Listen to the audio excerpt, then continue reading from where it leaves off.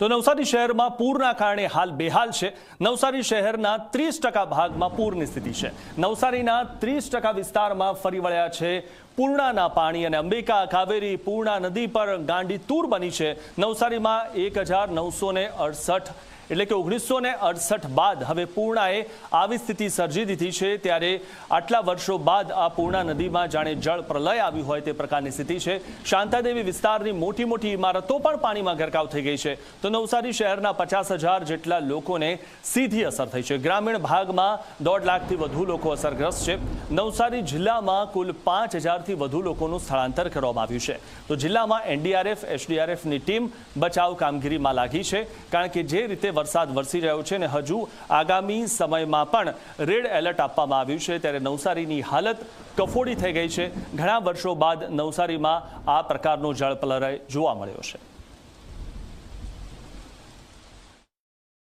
નવસારી જિલ્લામાં છેલ્લા 4 દિવસોથી જે મેઘરાજાએ ધમડાટી બોલાવી છે તેના કારણે જનજીવન અસ્તવ્યસ્ત થઈ ગયું છે। ખાસ કરીને વાત કરીએ તો નવસારી અને ઉપરવાસના જિલ્લામાં પડેલા ભારે વરસાદને કારણે પૂર્ણા નદી જે છે એની ભયજનક સપાટીથી ઉપર 29 ફૂટે વહી રહી છે અને નવસારી નું 30 થી 40% વિસ્તાર જે છે એ હાલમાં પાણીમાં છે, જળમગ્ન થયો છે, કારણ કે પૂર્ણાનું પાણી જે છે એ લોકોના ઘરોમાં 10 ફૂટ જેટલું પહોંચી ચૂક્યું છે। વાત કરવામાં આવે તો આ નવસારીનો જે મુખ્ય પશ્ચિમ અને પૂર્વને જોડતો જે બ્રિજ છે, આ બ્રિજ જે છે એ કરોડો રૂપિયાના ખર્ચે બનાવવામાં આવ્યો હતો અને ઘણી આ બ્રિજ બનાવવા પાછળ ઘણી વાત થઈ હતી કે એની ડિઝાઇનને લઈને પણ અને 1.5 કિલોમીટરનો ચકરાવો પડે એટલો મોટો આ બ્રિજ બનાવવામાં આવ્યો। અંદાજે 100 કરોડ રૂપિયા જે છે આના પછાડી ખર્ચાયા હોવાની વાત છે, પરંતુ આ બ્રિજનું જે કામ છે એ ઠેકાણા વગરનું કહી શકાય, કારણ કે જે પાણી ભરાયા છે અને પશ્ચિમના 50,000થી વધુ લોકોને મુશ્કેલી થઈ રહી છે। શું કહેશો આ બ્રિજની કામ? આ અત્યારે બ્રિજ બનાવ્યા પછી પણ આ પૂર્વના માણસો પશ્ચિમમાં જવું હોય કે પશ્ચિમના માણસોને પૂર્વમાં આવવું હોય તો તકલીફ પડે છે અને 1968 પછી ગણીએ તો આજે આટલી મોટી રેલ ફરીવાર આવી છે, બાકી આટલું પાણી આવ્યું નથી। નહીં, પણ આ જે પુલ જે છે કરોડો રૂપિયાના ખર્ચે બનાવવામાં આવ્યો ઓવરબ્રિજ, હા, એની જે ડિઝાઇન છે કે એનું જે બાંધકામ છે કે એની જે પર્પસ હતો તે પર્પસ સચવાયો નથી। અત્યારે આટલા પુલ બનાવ્યા પછી પણ જો અહીંનું માણસ ત્યાં જવામાં તકલીફ વેઠતું હોય તો આ પુલ બનાવવાનો કોઈ અર્થ જ નથી। તો આ પુલની ડિઝાઇન અને પુલ એવી રીતે બનાવવો જોઈતો હતો જેનાથી અહીંનું માણસ ત્યાં ઇઝી જઈ શકે। તો જે કામમાં વેઠ ઉતારવામાં આવી હોય એના આક્ષેપો જે છે સ્થાનિકો કરી રહ્યા છે, કારણ કે 50,000થી વધુ લોકોએ જ્યારે પશ્ચિમમાંથી પૂર્વમાં જવું હોય તો મુશ્કેલી વેઠવા પડે છે અને જો એ સમસ્યાનું સમાધાન માટે જે કામગીરી થઈ હોય અને સમસ્યાનું સમાધાન ન થાય તો લોકોને ચોક્કસ છે આક્રોશ જોવા મળે છે। મહાનગરપાલિકાએ આ મુદ્દે વિચારવું જોઈએ। જેમ પૂર્વમાં એપ્રોચને જે છે એ ઊંચો કરવામાં આવ્યો હતો એ જ રીતે પશ્ચિમમાં પણ એપ્રોચ ઊંચો કરવામાં આવે એવી માંગ ઉઠવા પામી છે। ધવલ પારેખ, ઝી મીડિયા, નવસારી। તો નવસારીના બિલીમોરા શહેરમાં વરસાદી સંકટ જોવા મળ્યું છે। વખારિયા બંદર વિસ્તારમાંથી લોકોનું રેસ્ક્યુ કરવામાં આવ્યું। આઈસ ફેક્ટરી વિસ્તારમાં પણ બચાવ કામગીરી હાથ ધરવામાં આવી છે। તો લોકોને બચાવવામાં આવ્યા છે અને મુશ્કેલીમાં ફસાયેલા લોકોની બચાવ કામગીરી કરવામાં આવી હતી, રેસ્ક્યુ કરવામાં આવ્યું હતું। ત્યારે અહીંયા જે આઈસ ફેક્ટરી આવેલી છે તે વિસ્તારમાં પણ બચાવ કામગીરી હાથ ધરવામાં આવી હતી અને વખારિયા બંદર વિસ્તારમાંથી લોકોનું રેસ્ક્યુ કરવામાં આવ્યું હતું। આવી રીતે નાવડીમાંથી લોકોને બચાવી લેવામાં આવ્યા હતા। ત્યારે સતત અવિરત વરસાદ પડવાના કારણે અહીંયા જે પાણી ભરાયેલા છે, લોકોના ઘરોમાં પાણી ઘૂસી ગયેલા છે અને લોકોને બચાવવા અહીંયા ખૂબ મુશ્કેલ હતા, કારણ કે લોકોની જે ઘરવખરી છે તે તો પલળી જ ગઈ છે, પરંતુ લોકોના જીવ બચાવવા માટે આ રીતે તેમને બોટમાંથી બહાર કાઢવામાં આવ્યા હતા અને તેમનો જીવ બચાવવામાં આવ્યો હતો। આઈસ ફેક્ટરી વિસ્તારમાં પણ બચાવ કામગીરી હાથ ધરવામાં આવી હતી।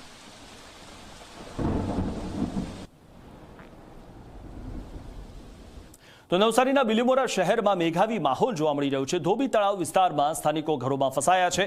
ફસાયેલા લોકોનું બચાવ ટીમ દ્વારા રેસ્ક્યુ કરવામાં આવ્યું છે। તો ઘરોમાં જ આ લોકો ફસાઈ ગયા હતા, કારણ કે ચારે બાજુ પાણી જ પાણી હતું, જેના કારણે લોકો ઘરની બહાર પણ નીકળી શકતા નહોતા અને લોકો માટે જે મુશ્કેલી છે તે સતત વધી રહી હતી।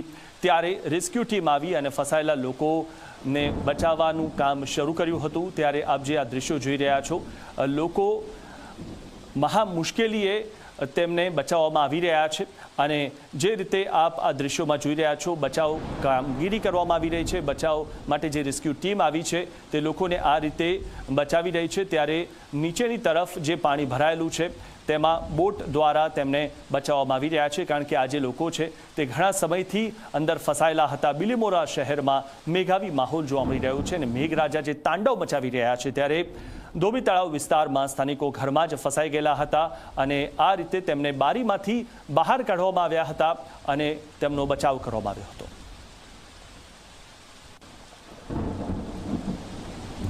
તો દક્ષિણ ગુજરાતમાં ભારે વરસાદ હજુ પણ યથાવત છે। નવસારી વલસાડ નેશનલ હાઈવે 48 બંધ કરવામાં આવ્યો છે। સેંકડો ડ્રાઈવર માલવાહક વાહનો સાથે ફસાઈ ગયા છે। પંજાબ, હરિયાણા, રાજસ્થાનના વાહનો કપરી સ્થિતિમાં છે। રાજ્યમાંથી મુંબઈ જતા વાહનો પણ ફસાઈ ગયા છે, કારણ કે એ પ્રકારની સ્થિતિ છે હાઈવે પર કે મોટા વાહનો પણ ત્યાંથી જઈ શકતા નથી અને પંજાબ, હરિયાણા, રાજસ્થાનના વાહનો પણ કપરી પરિસ્થિતિમાં મુકાઈ ગયા છે। રાજ્યમાંથી મુંબઈ જતા વાહનો પણ ફસાઈ ગયા છે। ત્યારે દક્ષિણ ગુજરાતમાં હાલમાં મેઘ કહેર યથાવત છે અને નવસારી વલસાડ નેશનલ હાઈવે 48ને બંધ કરવાની ફરજ પડી છે। દક્ષિણ ગુજરાતમાં વરસેલા અતિશય ભારે વરસાદના કારણે સમગ્ર જનજીવન છે તે પ્રભાવિત થયું છે અને તેમાં પણ ખાસ કરીને દિલ્હી મુંબઈ રાષ્ટ્રીય રાજમાર્ગ 48 કે જે સુરતથી આગળ તરફ નવસારી, બિલીમોરા, ચીખલી અને તે બાદ વલસાડ તરફથી થઈને મુંબઈ સુધી જાય છે, તે ખૂબ જ પ્રભાવિત થયેલો છે। હાલ આપ જોઈ શકો છો વરસાદે તો વિરામ લીધો છે એટલે આંશિક રાહત થઈ છે, પરંતુ જે પ્રમાણે પાછલા 48 કલાકમાં અતિ ભારે વરસાદ થયો તેના કારણે હાઈવે અને તેની આસપાસ સેંકડો એવી જગ્યા છે કે જ્યાં કમરથી પર ઉપરના પાણી છે અને વિવિધ જે નદીઓ છે તે ગાંડીતુર થયેલી છે, એટલે હાઈવેની ઉપરથી પણ કેટલાક સ્થળો પર પાણી પસાર થઈ રહ્યા છે। પરિણામે આ લાંબી કતારો વિવિધ ટ્રેલર, ટ્રક અને મોટા જે વાહનો છે કે જે માલ સામાનને એક સ્થળેથી બીજા સ્થળે પહોંચાડે છે અને લોકોની જીવન જરૂરિયાત પૂરી કરે છે, પરંતુ જે પ્રમાણે આ વાહનોના ચાલકો છેલ્લા 48 કલાકથી અહીંયા ફસાયેલા છે તેમની સાથે પણ વાત કરી અને તેમની જે સ્થિતિ છે તે જાણવાનો પ્રયત્ન કર્યો। તેમના માલિકો સુધી, તેમના પરિવાર સુધી પણ તેઓ સંપર્ક નથી કરી શકતા અને ક્યાંક સંપર્ક થયો છે તો તેમના માલિકો તેમની આ સ્થિતિ સ્વીકારવા તૈયાર નથી કે તેઓ ક્યાંક ખોટી માહિતી આપી રહ્યા છે, પરંતુ હાલ તો વાસ્તવિકતા એ છે કે વરસાદે હાલ પૂરતી વિરામ લીધો છે, તેના કારણે જે રાહત થઈ છે, પરંતુ ટ્રાફિક વ્યવહાર પૂર્વવત થતાં કેટલો સમય લાગશે તેનો કોઈને અંદાજ નથી। ચીખલીથી કેમેરા પર્સન ઉમેશ પરમાર સાથે અર્પણ કાયદાવાલા, ઝી મીડિયા। તો આપ જે આ દ્રશ્યો જોઈ રહ્યા છો અને હાઈવે પર જ વાહનો ફસાઈ ગયેલા છે અને તેના ડ્રાઈવર તેમના માલિકોને કહી રહ્યા છે, જે સ્થિતિ છે તેનું વર્ણન કરી રહ્યા છે, પરંતુ માલિકો કોઈ વાત સાંભળવા તૈયાર નથી, કારણ કે હંમેશા માલિકોને એવું લાગતું હોય છે કે સ્થિતિ સામાન્ય છે, પરંતુ લોકો આવવા નથી ઈચ્છતા। ત્યારે રાજ્યમાંથી મુંબઈ જતા વાહનો જે ફસાઈ ગયા છે અને અહીંયા જે આપ દ્રશ્યો જોઈ રહ્યા છો, તમામ જે મોટા વાહનો છે, જે માલવાહક જે વાહનો છે તે વાહનો અહીંયા ફસાઈ ગયા છે અને તેના જે ડ્રાઈવર્સ છે તે પણ મુશ્કેલીમાં મુકાઈ ગયા છે। ભારે વરસાદને પગલે નેશનલ હાઈવે 48 જે 48 કલાક કરતાં પણ વધુ સમયથી સંપૂર્ણ ગંભીર રીતે પ્રભાવિત થયેલો છે। આપ જોઈ શકો છો હજી પણ વાહનોની લાંબી જે કતારો છે તે આ હાઈવે પરના વિવિધ શહેરો અને ગામડાઓમાં જુદા જુદા અંતરે રોકાયેલા જોવા મળે છે। બીજી તરફ જે આ મોટા વાહનોના ચાલકો છે તેમની પણ કહી શકાય કે દયનીય સ્થિતિ છે, કારણ કે જે લોકો વિવિધ હોટલની આગળ રોકાયા છે તેમને તો ક્યાંક ખોરાક પાણી મળી રહ્યું છે, પરંતુ ઘણા એવા ડ્રાઈવર છે કે જેને છેલ્લા 48 કલાકથી પીવાનું પાણી કે અન્ય ખોરાક પણ નથી મળ્યો, એટલે પંજાબ, હરિયાણા અને ઉત્તર ભારતના વિવિધ રાજ્યોમાંથી વિવિધ માલ સામાન પહોંચાડવા માટે આ ડ્રાઈવરો નીકળે છે। આપણે તેમની સાથે વાત કરીશું। મહારાષ્ટ્રની સરકારી બસના ડ્राइवर છે। सर जी, आप कहाँ से आ रहे थे, कहाँ जा रहे थे और क्या दिक्कत है? हम अभी सूरत से निकले हैं, महाराष्ट्र जा रहे हैं Phaltan Shri Datta India private limited में। कब से यहाँ पर फंसे हुए? इधर से 24 घंटा हो गया हम जाम में फंसे हैं। इधर कितने पैसेंजर है आपकी बस में? पैसेंजर नहीं, हमारा टैंकर है, इथेनॉल का गाड़ी चलाते हैं, टैंकर है हमारा कंपनी का। बीजा कितना ड्राइवर से आप कहाँ से निकले थे और कहाँ के लिए जा रहे थे, क्या कब से फंसे हुए? बड़ौदा से निकले थे, रात को 1 बजे नवसारी टोल पे आया और आधा घंटे में इधर आ गया, तब से फंसा ही हूँ। कहाँ के लिए? वापी जाना है, अपना एस के कंटेनर का कंपनी का गाड़ी है। अन्य कितना ड्राइवर, आप कहाँ से आए थे और क्या हालत है आपकी? हम सर बठिंडा से आ रहे हैं और अपने सिलवासा जा रहे हैं और लगभग हमें भी 36 घंटे से प्लस ही हो गया, मतलब सॉरी लगभग 50-52 घंटे हो गए लगभग हमें खड़े। खाने पीने की क्या स्थिति है? आप खास के होटल में से मिल रहा होगा, दूसरे आपके जैसे आपके साथी लोग हैं उनकी क्या हालत? अरे उनकी तो बहुत गड़बड़ है, हमारी 4 गाड़ी और खड़ी है जाम में, कल से उनको खाने के लिए नहीं मिला कुछ भी। अन्य કેટલાક ડ્રાઈવર આપણે વાત કરીશું। आप कहाँ से आए, कहाँ के लिए जा रहे हैं और कब से फंसे हुए यहाँ पर? मैं मुंबई से आया था, नर्मदा अपना जो भरूच है वहाँ से गाड़ी भरे बॉम्बे जाना है।